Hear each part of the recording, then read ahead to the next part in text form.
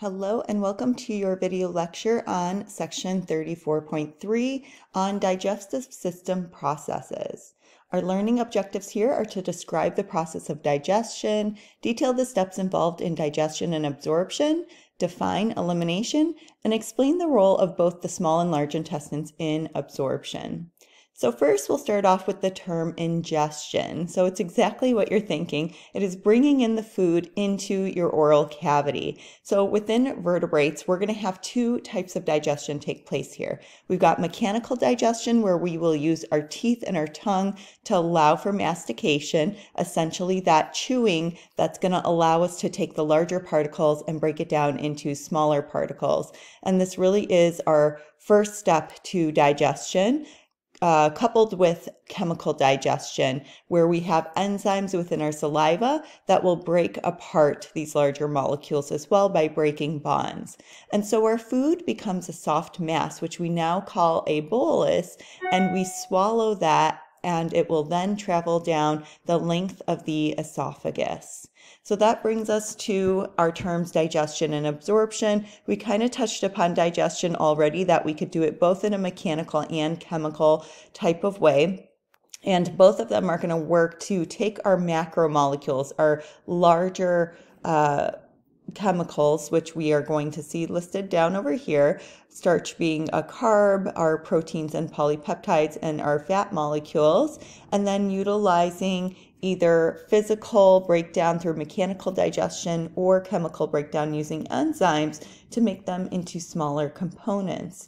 And in that way, we are able to absorb them once we get to the area of the small intestines. And they'll be absorbed through what we call digestive epithelial cells. So typically, these are going to be within our small intestines. So we can also call them intestinal cells. And also, we will talk about some absorption taking place in the large intestines. But first, let's go through each of our macromolecules and discuss how they are going to be broken down. So in the mouth, we will have salivary amylase. That's our enzyme that is working there, that is secreted through our salivary glands in order to break down our food starches, or what we call polysaccharides, into disaccharides, which we call maltose. And they can also be oligosaccharides, where we do have many of those sugars linked together. Then as we move down the esophagus, we're not really having any digestive enzymes there. We do go through peristalsis to help bring the food down, and we're also going to secrete mucus for lubrication so that we aren't creating too much abrasion as we're moving down our tract. Then we move into the stomach. Here, the acidity is going to stop the amylase action that we had of our salivary amylase. But instead, that food, that chyme now, is going to move into the small intestines, where we will start to receive pancreatic amylase from the pancreas, of course, to further break the polysaccharides down into maltose, or our disaccharides, or at this point, we hopefully are at monosaccharides. And then we also are going to have the microvilli on those intestinal epithelial cells create a brush border that also secrete enzymes such as maltases, our sucrases, and lactases. And you could see in this great figure in your book that we are going to utilize those enzymes to create these simple sugars, or monosaccharides. Next, we have our proteins, and our proteins are not going to be digested in the oral cavity, in the esophagus, but our initial digestion begins in the stomach. Here we know that pepsin is going to be activated by the hydrochloric acid, and we are going to break down protein. So these are this pepsin is secreted by our chief cells, as we saw in section 1. And it is going to take our proteins and break them down into peptides, which are just short chains of 4 to 6 amino acids. Then within our small intestines, we're also going to receive some pancreatic enzymes known as trypsin, elastase, and chymotrypsin that are going to take those peptides we created from pepsin and make them into smaller peptides. We then are going to have our peptidases within the small intestines, known as carboxypeptidase, dipeptidase, and aminopeptidase, that will break down those smaller peptides into our single amino acid monomers that we know build up protein. And from there, we are able to absorb it into our bloodstream because it moves through the intestinal epithelium. And lastly, we have our lipids. We, once again, will not have digestion of lipids prior to the stomach. Now, in the oral cavity, though, we do secrete lingual lipase, but it's not activated until we reach the stomach. So in the stomach, that acidity is going to activate our lingual lipase that we received in the mouth, and the stomach cells are secreting gastric lipase. And so we're going to be able to utilize that to break fat down. When we get into the small intestines, we also are going to have pancreatic lipase secreted, and bile is going to come from the liver and the gallbladder.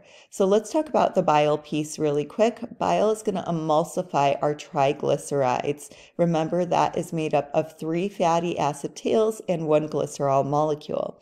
And so what we mean by that term emulsify is that we are going to take a large lipid globule and it helps break it down into smaller lipid globules. And this is really helpful because it distributes it within the chyme, and now we can have more surface area so that our enzymes and our bile salts contained in the bile are going to be able to make more contact with these smaller lipid globules.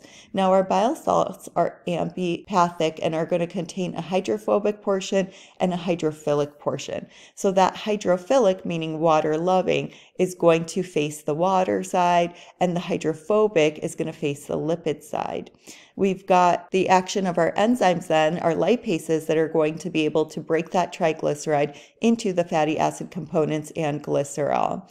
Now I want to draw your attention to the figure on the left here, where we can see all of this take place. So here are the lipids, and they are becoming emulsified. So notice that they are becoming smaller and smaller pieces here. And so at this stage over here, we have the bile salts surrounding the fatty acids and the monoglycerides diffusing out, forming these tiny spheres known as micelles. And these then will move into what we call the brush border. Remember those microvilli sticking out, and they are going to absorb the fatty acid chains and the monoglycerides into the intestinal epithelial cells and go through the Golgi apparatus. So here we could see that they are packaging the fatty acids and the monoglycerides, and then they are going to aggregate together to form these little spheres that are coated in proteins, and now they are going to be called chylomicrons. And the chylomicrons are then able to move into what we call more of an aqueous type of environment, and eventually into our lymphatic capillary, which we call a lacteal. And then through the lymphatic system, it will travel into the lymphatic vessels, which will take it eventually back to our subclavian vein and put it back into our circulatory system. Then we've got our vitamins. We classify them as water soluble or lipid soluble. And whenever we have our fat soluble vitamins, we want to make sure that we are taking it with some type of dietary lipid so that we can absorb it similar to how we absorb our lipids. And our water soluble vitamins can be absorbed directly into our bloodstream from the intestines. Now here's a great figure from your book that kind of summarizes all of the different processes we talked about. The last thing we're going to talk about is elimination, and then some issues we would have with elimination. So of course the items that we want to eliminate are our undigested food and waste contents. So within the large intestines, we've already learned this, that we're going to reabsorb that water. And let's not forget that we also have our microflora in there that are also helping us with the digestion process. We're absorbing certain vitamins and minerals here, and also creating certain vitamins using the microorganisms that we have within the large intestines. So then we create the semi-solid waste that is going to move through the colon through those peristaltic waves of muscular contractions that are going to move it and store that waste product within the rectum. Our rectum then is going to expand, so we have some stretch receptors here that are then going to connect to our nerves and tell us that we need to eliminate this waste.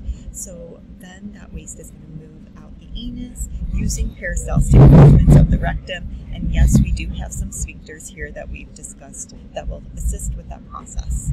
Now let's talk about some of the common problems that we have with elimination. First is constipation, and that's when we have the feces become hardened because we have not enough water within the colon. So there's an excess amount of water that's being removed.